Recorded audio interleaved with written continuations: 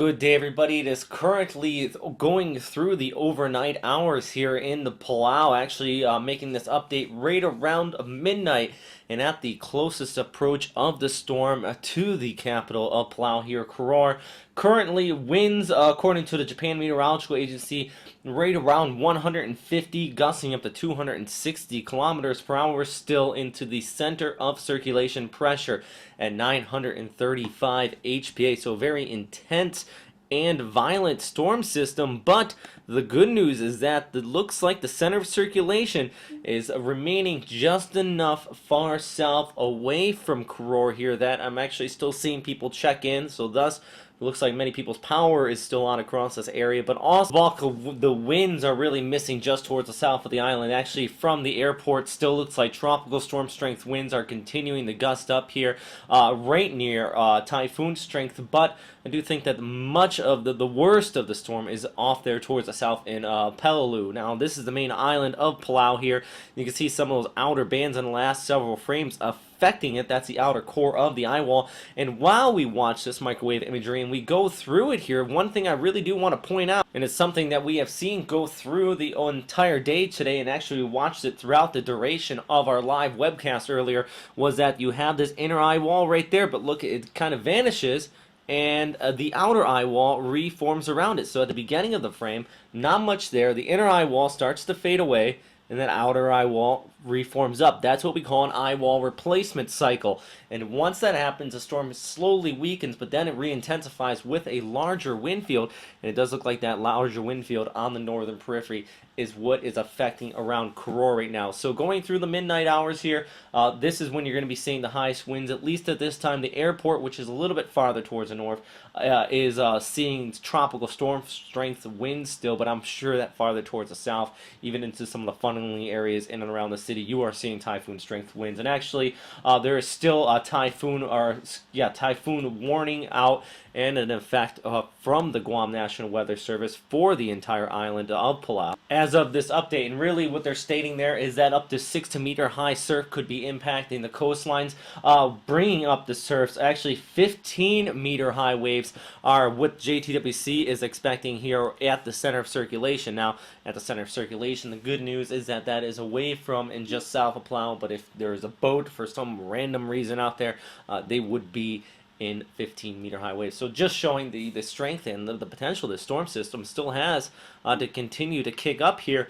And now already seeing conditions deteriorate in and around Palau. But the good news is that I do expect conditions to rapidly improve going into the third area on your Monday. And this is actually showing the European model outlook at 18 universal time, so about 0300. Still showing very gusty winds around here. So despite the fact that the storm is pushing off there towards the west, going through the next 3 to 4 hours, do expect these conditions to continue to remain rather potent, especially along the southern periphery of Palau. We have James Reynolds out there right now. I'm sure that he is getting hit with the max winds at this time. I actually haven't seen him update his Twitter quite recently, so what that means, at least from my perspective, is that he is seeing these rough conditions. This going into the pre-dawn hours right around 0600 Palau time, still showing some very strong winds, but conditions in Koror starting to improve. And then once we skip ahead another 3 hours in and around 0900 Palau time, conditions vastly improve. We see that deep gradient, basically where you see this line right in here, that gradient going in a way. Well, that means the winds are going to drastically subside. Still have a lot of moisture inflow. You're likely still going to be seeing some heavy rain showers, but going through the morning hours, I do expect Palau, you are not going to be seeing this eye wall as you see here at 3 a.m.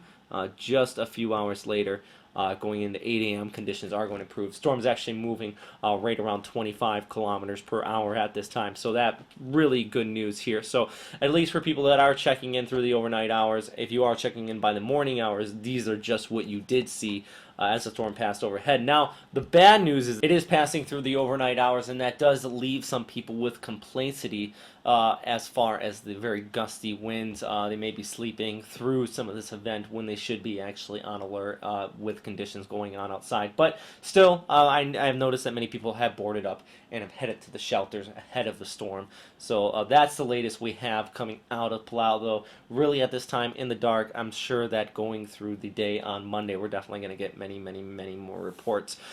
This is the forecast track from Western Pacific Weather here, though, expecting the storm to impact northern Mindanao, and that is the second part of our update. And if we go back and take a look at the Euro model here, we can see as it goes out into Monday, this is Monday early in the morning, starting to make its approach on northern Mindanao, right around Surigao, actually just towards the south there. You can see the storm making landfall, and it does continue to deepen. It actually looks like it's going to strengthen quite a little bit just prior to landfall, at least according to the European model. And what that is showing is some intense rains continuing to wrap around the storm system, even off there towards Leyte, Samar. You're definitely going to be seeing some very heavy rainfall. I would not be surprised any more than upwards of 50 to 70 millimeters. And a 12-hour, actually right around 200 to 300 millimeters for a 24-hour period. It seems rather logical given the mountainous terrain across this area, and also the fact of just this continued moisture inflow coming around it. Then you're also seeing these very gusty winds across this area. Storm surge very well could be possible near the east coast, but then even wrapping around it, you could see upwards of maybe a 2 to 3 high meter storm surge, and even near the coastlines here, up to 5 meter high storm surge as that continues to push off there towards the east. And then we can see it moving across Visayas, still as a rather strong typhoon. It's moving at about 30 kilometers per hour at this time, so expect that wind field to weaken, but it's still going to be there as it continues to push across, even around Cebu, and then off there towards the northwest. So much of the Visayas, you're going to be getting whacked by some sort of likely tropical storm, even typhoon strength winds all across this area. And even right at landfall, I would not be surprised if you see upwards of Category 3 to even Category 4 equivalent strength winds. So very damaging. Now's the time to be making preparations out across this region as the storm continues to push off in your direction. I know I've been saying that for about a week now, and actually I first started saying into the eastern portions of the Philippines to start making preparations on Monday going into Tuesday. So that was nearly a week out, so please, I hope that many people are not caught off guard here along the east coast of Mindanao and even down there around Leyte and Samar. These are going to be the high impact areas, even off there towards Ilio as well. You definitely need to watch this storm system. And then eventually, as it crosses over towards Palawan, you also have a southern Luzon here that's going to be in the mix of the storm. And this is just one aspect of it. It very well could take this track, but also some other models are actually expecting it to turn towards the north. And I do think that after it moves over Visayas here, sometimes friction might turn it a little bit towards the right. So there's a few aspects that could, or few scenarios, excuse me, that could transpire here as it does push off there towards the northwest. This is from JMA here, currently with that pressure 935 HPA. Actually, this is a few hours old, about 3 hours old. Still showing the storm push off here, basically just south of Surigao, here in northern Mindanao, pushing off. This is one thing that's rather dangerous as well. As it pushes across here, it's going to be moving near Cagayan. You have the Cagayan River. Very apologetic if I'm pronouncing it wrong, but you have that river that's very low-lying, and last year it flooded in Washington Sundong. And you got this continuous rainfall continuing to push on shore as this moves across. Flooding in that area is going to be very high at risk. So one other thing I want to point out here, then it moves off there towards the north. This is moving a little bit farther north than what JTWC is pointing out. If we take a look at some of the ensemble models, actually just the different scenarios that could unfold from various models here, some actually pull it towards the south over Palawan and linger out there and eventually even push off towards Vietnam. You have the different aspect of this, or different scenario pulling off there towards the north. Really, there's a few things that could come out of this, and I'll show you from the streamline analysis why that is. They have this high pressure rate here. If this starts to fade back a little bit, or at least gives enough weakening in this ridge here, it could turn towards the north. But from what we've seen so far, and just the strength of this high pressure ridge, keeping everything towards the south, I do think that more of a westerly projection, from my opinion, is what's going to happen. If that does occur, that will definitely spare the Manila metro area you still are going to see some heavy rains out of this, but from that significant typhoon strength winds. Still, once again, though, the outer rain bands pushing across this area will be a very high risk. But that is all for right now. I'm just going to show you the GFS model outlook for the time being. Still pulling away from Palau, so good news. This is once again by 0800, or excuse me, 0900 Palau time. Conditions rapidly improving, but then as we look out into Tuesday, as we start to pull across here, this is by Monday evening, and then eventually going into Tuesday.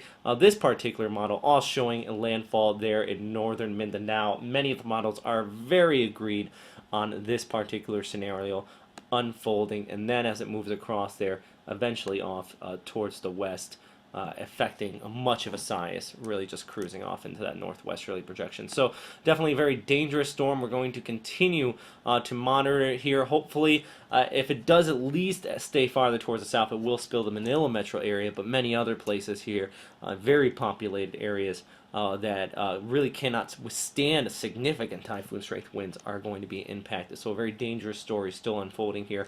We are going to continue to keep you updated here at westernpacificweather.com. If you have any questions, comments, or suggestions, please post them into the comment box below. Also, any reports out of Palau or the Philippines, not just weather reports, but what's going on in your local area. What are you doing to prepare for this storm system? We want to hear it here at Western Pacific Weather, so we can share it out to the rest of the world, and also any photos or videos that you may have.